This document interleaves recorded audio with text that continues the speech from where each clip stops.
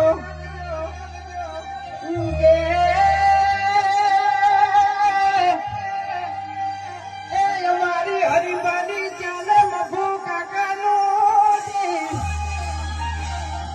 એમાંથી જે પ્રોફિટ આવે, જે રકમ આવે અને જે નફો આવે એ અમારે